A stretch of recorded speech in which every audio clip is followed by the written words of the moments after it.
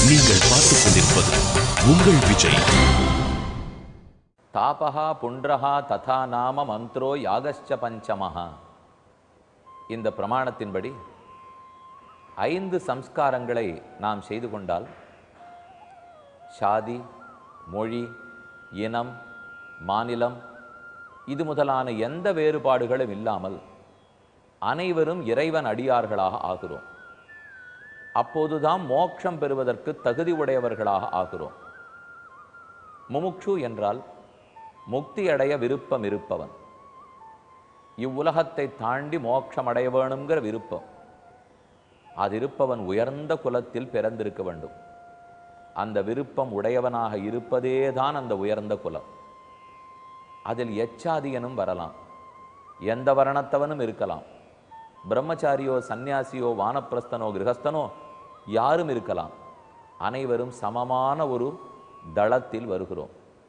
ஒரே பிளாட்ஃபார்ம்னு சொல்கிறோம் இல்லையா, அதை போல் அனைவரும் ஓரிடத்தில் குழுமலாம். ஆசனம் சமமாக இருக்கும். இப்படிப்பட்ட பெருமான் நம் அனைவரையும் சமமாக நடத்துவதற்காகத்தான் பஞ்சசம்ஸ்காரம், ஆச்சாரியனிடத்திலே சென்று சங்கு சக்கர பொறி ஒத்திக்கொள்வது என்பதை ஏற்படுத்தி உள்ளார். அப்போ அது உயர்ந்த குலம், சரணாகத்தர்கள்ங்கிற குலத்தை நமக்கு கொடுக்கறது. அதுக்காக ஒரு அடையாளம் தான் அது. மனதளவில் கூட வரலாம், ஆனால் மனதளவில் வந்தால் நிற்குமா? ஒரு வெளி அடையாளமும் இருக்க வேண்டும் இல்லையா? நாங்கள் எல்லாரும் சரணாகத்தர்கள் தான், அதுக்குன்னு சங்கு சக்கர பொறி ஒத்தி கொண்டால்தான் சரணாகதி பண்ணவர்களா? அது இல்லாமல் நாங்கள் எல்லாம் இறைவன் திருவடிகளே வழி என்று இருக்கக்கூடாதா என்று நீங்கள் கேட்கலாம். கேள்வி உண்மை. மனதளவில் தானே சரணாகதி, பெருமானே உபாயம், அவன் திருவடிகள் தான் ஒரே வழி. இதை நம்ம மனசு ஏற்றுக்கொண்டு விட்டால் நாம் ஒத்தொத்தனுமே சரணாகதர்கள். ஆனால் அந்த மனது ஒரு குரங்கு. அது ஒரு நாள் இருந்தால் போல் மறுநாள் இருக்காது. அந்த குரங்கை ஒரு வழிமுறைப்படுத்த வேண்டும். அதற்காக இடப்படும் வெளி அடையாளம்தான் சங்கு சக்கர பொறி. ஒரு பெண் கல்யாணமாகி விட்டது, ஆனாலும் சில பேர் இன்னும் ஜாதகத்தை வைத்துக்கொண்டு மாப்பிள்ளை தேடிக்கொண்டே இருப்பார்கள். அதே அந்த பெண் தாலிக்கொடி அணிந்து கொண்டு மெட்டியை அணிந்து கொண்டால் யாரும் தெரிந்து கொள்வார்களே, பெண்ணுக்கு கல்யாணமாகிவிட்டது, இனிமே ஜாதகக்கட்டை தொட வேண்டாம், அவள் ஒருத்தனுக்கு ஆட்பட்டாள், ஒருத்தன் இவளுக்கு தாலி கட்டினான், சரி அது முடிந்தது. அதே போல நாமும் சங்கு சக்கர பொறி ஒத்தி கொண்டோமானால் இவன் பெருமானுக்கு ஆட்பட்டான், பெருமான் இவனுக்கு கணவனானான், இனி இவன் மற்றொருவனுக்கு ஆட்படான். இதை தெரிவிக்கிறதுக்காகத்தான் பஞ்சசம்ஸ்காரங்கிற ஒரு சிறந்த முறையை, எளிய முறையை ராமானுஜர் 1000 வருடங்களுக்கு முன்னால் ஏற்படுத்தி வைத்தார். அப்போ அதனுடைய மேன்மை தெரிந்தவர்கள் இன்னும் சற்று ஆய்ந்து பார்த்து அது நம் வாழ்க்கைக்கு எவ்வளவு இன்றியமையாதது, ஒரே குலமாக ஆக்குகிறதாமே, ஞானத்தை வளர்க்குமாமே, பக்தியை வளர்க்கிறதே, நம்முடைய வாழ்க்கையை செம்மைப்படுத்துகிறதே, ஏன் செய்யக்கூடாது என்று அவரவர்கள் யோசித்து பார்க்க வேண்டும். நாம் இப்போ விதுரர் சொல்கிறத கேள்விப்படுறோம். நித்திய சந்தா குலே ஜாத்தாக பாவகோபம தேஜசா க்ஷமாவந்தா. சான்றோர்கள் எல்லாம் பொறுமையோடு இருக்கிறார்கள். எத்தனை தவறுகளை யார் செய்தாலும் அதை ஏற்றுக்கொண்டு பொறுமை காக்கிறார்கள். ஏற்றுக்கொண்டுனால் திருத்துவார்கள். அதற்கென்று அவர்களை திரஸ்கரிப்பதோ உனக்கு மோட்சத்துக்கு போவதற்கு தகுதி இல்லைன்னு சொல்வதோ ஒரு நாளும் செய்ய மாட்டார்கள். எல்லாருக்கும் அந்த தகுதி உண்டு. அப்போ பலரும் தப்பு செய்து கொண்டே இருந்தால் பார்த்து கொண்டு வாழாவிருக்க முடியுமா? பேசாமலே இருக்க வேண்டுமானால் கூடாது. கண்டிப்பாக பேசி திருத்த முற்பட வேண்டும். ஓர் முறை சொல்லலாம், 2, 3, 30, 300 எத்தனை முறைகள் வேணுமானாலும் சொல்லலாம். ஆனால் சிலர் காது கொடுத்து கேட்டு திருந்துவார்கள், பலர் கேட்கவே மாட்டார்கள், திருந்தவே மாட்டார்கள். ஆனால் நம் கடன் சொல்லி கொண்டிருப்பது. திருந்துவதும் திருந்தாததும் அவர்கள் பொறுப்பு, திருத்துவதும் நம் பொறுப்பல்ல. திருத்துவதற்கு இயலவும் முடியாது, பொறுப்புங்கிறது வேற. அதை செய்யறதுக்கு முடியாதே. செய்யவே முடியாத ஒன்றில் போய் பெருமான் பொறுப்பு கட்டுவாரா? அப்போ நாம் செய்ய வேண்டியது, நம்ம உற்றாரோ உறவினரோ தெரிந்தவர்களோ யாரோ நல்ல விஷயத்தை எடுத்து கூறிக்கொண்டே இருக்க வேண்டும். பக்தனாக இருப்பாயின்னு வேண்ட வேண்டும். மாறுவதும் மாறாததும் அவர்கள் இயற்கை, நாம் கேட்கக்கூடாது. இப்படி நம்மால் இயன்றத்தை செய்து கொண்டிருக்க வேண்டும். அதைத்தான் பொறுமைங்கிறோம். ஏன்னா இப்போ பொறுமை இழந்து போய் அவர்களை திட்டுவதாலேயோ நீங்களெல்லாம் உருப்பட போவதில்லை என்று சொல்லுவதாலேயோ ஒன்றும் ஆகாது. அவர்களும் பெருமானுடைய பக்தர்களாக ஆக வேண்டும். அதற்குத்தான் சான்றோர்கள் பொறுமை காக்கிறார்கள். நாமும் பொறுமை காத்து பார்ப்போம். நம் குடும்பத்தவர்களே கூட நம்மிடத்தில் வேணுமென்று நம்மை தூண்ட வேண்டும், இவனுக்கு கோபம் வருகிறதா பார்ப்போம் என்பதற்காக தூண்டினாலும் கோபித்து கொண்டாலும் அதற்கு மேல் யாரும் கெட்டு போய்விட வேண்டும் நாம் நினைக்கவே கூடாது. பொறுமை காக்கிறார்கள். அடுத்து நிராகாராக, அவர்களுக்கு விகாரம் கிடையாது. துல்லிய நிந்தாஸ்து திருமௌனின்னு கண்ணன் கீதையில சொல்றார். என்னை ஒருத்தர் புகழ்ந்தாலும் பழித்தாலும் தோத்திரம் செய்தாலும் இகழ்ந்தாலும் எல்லாவற்றுக்கும் சமமாக எடுத்துக்கொள்கிறேன். நாம் என்ன கல்லா கட்டையா? ஒருத்தர் ஸ்தோத்திரம் பண்ணால் அப்படி தலை நிமிராதா?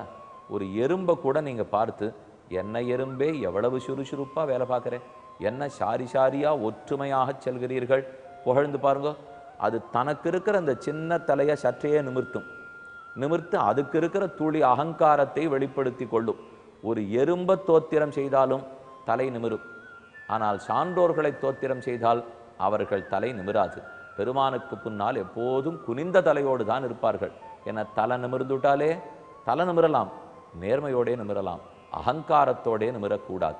அப்ப நிராகாராக, வேற்றுமையே பாராட்டாதவர்களாய் ஒருத்தர் புகழ்ந்தாலும் பழித்தாலும் இழித்தாலும் எது சொன்னாலும் அதை அப்படியே மனத்தில் ஏற்றுக்கொள்ளுபவன். அதனால் மனம் தழும்பி போக மாட்டான். அப்படி உள்ளார்கள். காட்டே அக்னிரிவ சேரத்தே, இப்படி இருக்கிறவர்கள் விறகு கட்டையில் நெருப்பு மறைந்திருக்குமா போலே உலகில் மறைந்திருக்கிறார்கள். இன்னொரு ஸ்லோகம் பார்த்தோம். இனி அதற்கு அடுத்தது தான் எப்படிப்பட்ட மந்திரிகளை வச்சுக்கணும், எப்படிப்பட்ட சேனாபதியை வைத்து கொள்ள வேண்டும். ஆலோசனை பண்ணுறோம். இப்போ நாமே கூட ஒரு இடத்துல வேலை பார்க்குறோம், ஆலோசனை பண்ணுறோம். அதை ரகசியமாக வச்சுக்க தெரியணும். இது ரகசியம் உங்ககிட்ட மட்டும்தான் சொல்கிறேன்னுட்டு 100 பேர்கிட்ட சொல்லக்கூடாது.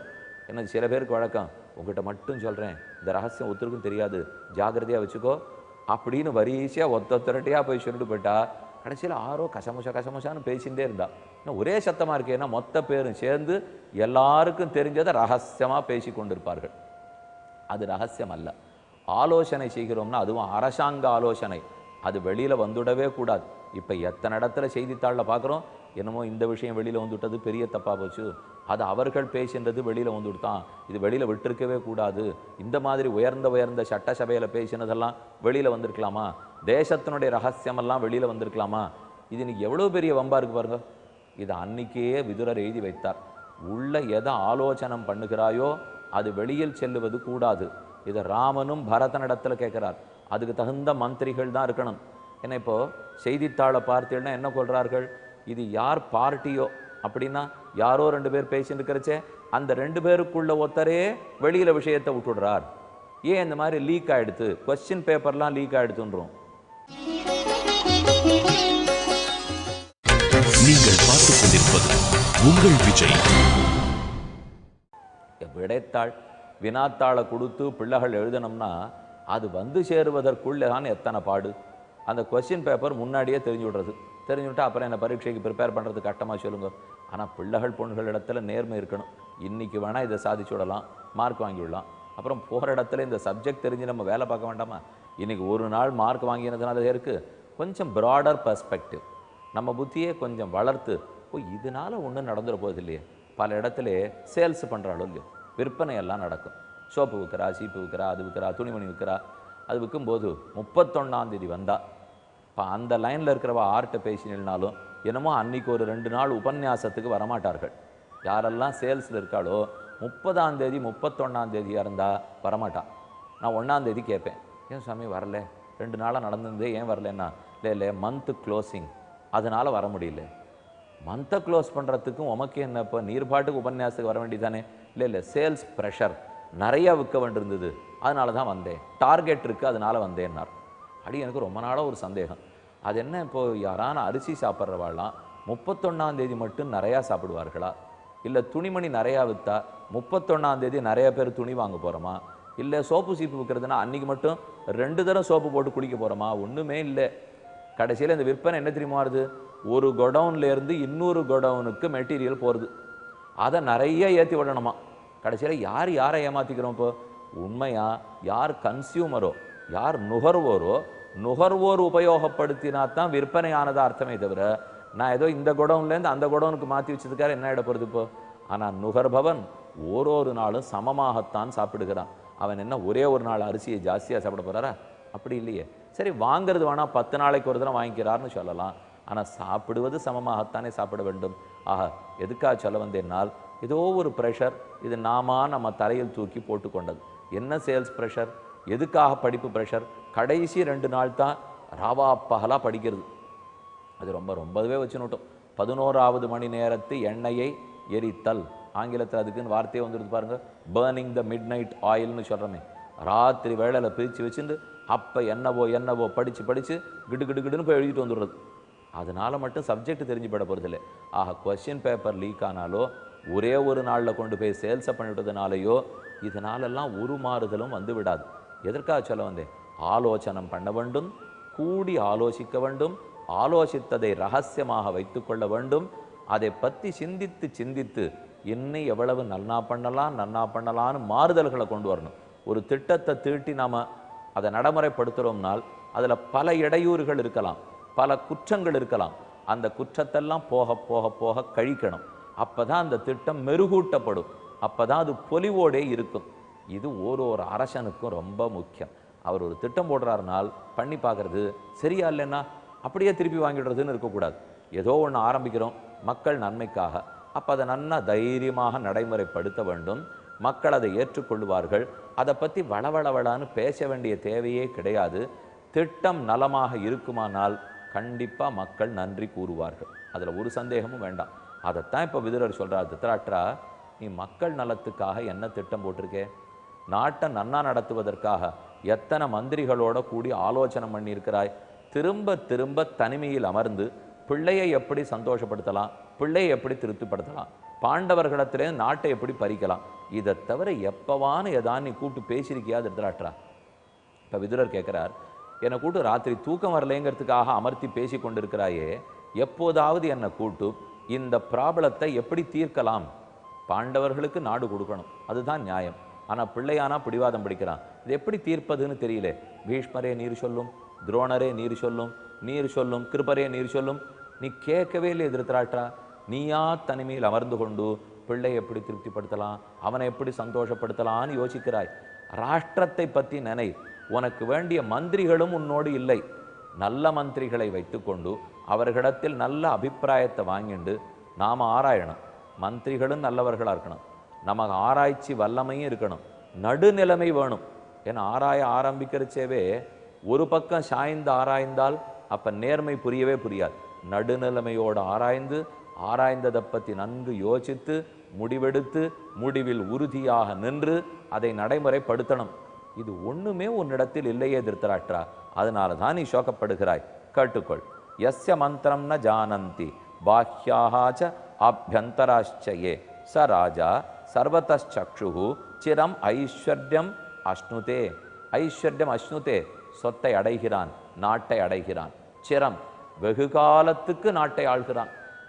சர்வதச்சக்ஷு அப்படின்னா, சக்ஷுசுனா கண்ணு, சர்வதா சக்ஷு எல்லாவிடத்திலும் கண்களை வைத்திருப்பவன், அனைத்திடத்திலும் கண்களை வைத்திருப்பவன் நன்கு நாட்டை ஆள்கிறான். அப்படின்னா என்ன பொருள் தெரியுமா? தான் நன்கு ஆலோசிக்கிறான், முடிவெடுக்கிறான். ஆனால் உள்ளே என்ன பேசணும்னு வெளியில் தெரியாது, வெளியில் என்ன பேசணும்னு உள்ளே தெரியாது. அவன் என்ன ரகசியமான முடிவெடுத்திருக்கான்ங்கிறது வெளியாருக்கு தேவையானவர்களை தவிர மற்ற பேருக்கு அவன் சொல்லுவதே இல்லை. அப்போ ரகசியத்தை சொல்லாமலே இருந்து விடலாமான்னா, திட்டம் மக்களுக்கு பயன்படும் போது நம் அரசன் இதைத்தான் செய்தான்னு எல்லாரும் மகிழப் போகிறார்கள். அப்போ உன் பேர் தானே உயர போகிறது. நீ அதுக்காக ஒரு தம்பட்டம் வைத்து கொண்டு தட்டி நான் இந்த திட்டத்தை பண்ணுறதா இருக்கேன் அதுக்குள்ளே 100 இடையூறுகள் வந்துடும். 10 பேர் போய் ஸ்டே ஆர்டர் வந்துடுவார்கள்.